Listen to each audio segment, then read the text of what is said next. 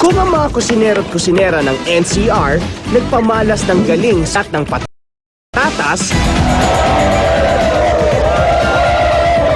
ang mga panggalatok at kapampangan naman sa madulas na sayote magpapagalingan.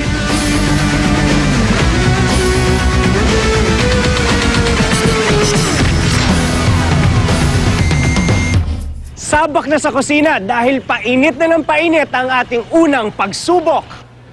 Pero bago pa man magsimula ang balatan sa Pangasinan, isang kusinera, abot langit na kaba ang nararamdaman. Yung basta biglang parang nahihilo ako kanina pa, tapos ngayon, medyo siguro natitense ako.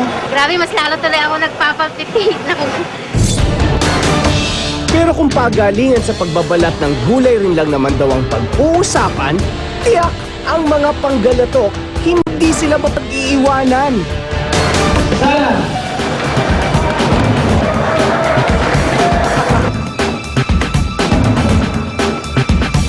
Kailangan ko kinabahan ng ganito. Kailangan lang kasi pag nagbabalat ka ng mga galot, hindi ka dapat kabahan o nervyosing kasi once na kinabahan ka, baka masusugat ka dyan eh. Relax ka lang.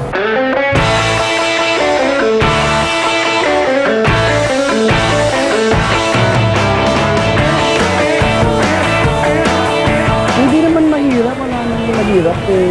Pagbalat na ng sayote, mahirap na ba yun? Pakiramdam ko po, papasok po ako kasi po wala pong na-reject doon sa mga binalatan kong sayote po. Sa Pampanga naman, sa sobrang excitement ng mga kusinero, ito ang nangyari.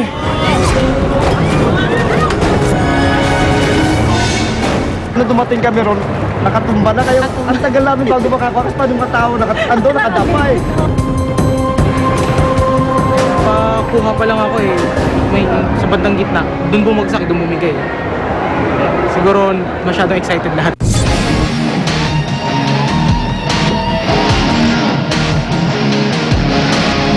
Tila maning-mani naman ang pagbabalat ng sayote para kay Kuya Willie. Hindi naman po ako nahirapan. Sanay na rin yung isang mata, parang dalawa na rin. Sa tingin ko sa isang mata ko, malinaw na po yung pagtingin niya.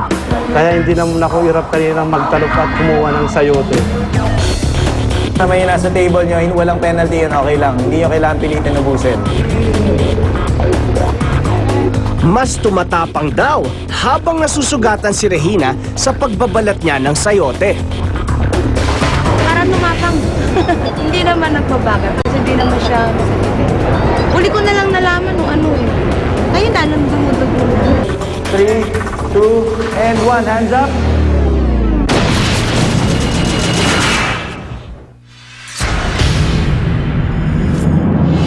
Matapos magpabilisan sa pagbabalat ng gulay, sino kaya ang mga kusinero at kusinerang umangat sa iba? Sa mahigit 200 kusinerong nakipagtagisan sa pagbabalat sa NCR, ang top 30 lang ang siyang makakapasok sa last round ng auditions. Ang kilalang matapang. Bakit tila tumiklop at nagtago matapos masangkot sa kasong Daser Corbito? May mga nagsabi sir na yung pagtatago niyo ay napakasamang halimbawa. Nag-suffer din ako eh. At mga gamot na pampalaglag, hindi na lang daw mahahanap sa mga tagong lugar. Mabibili na sa internet. Martes sa Reporter's Notebook, pagkatapos ng saksi. Walang tao? Ang init kasi. Aha!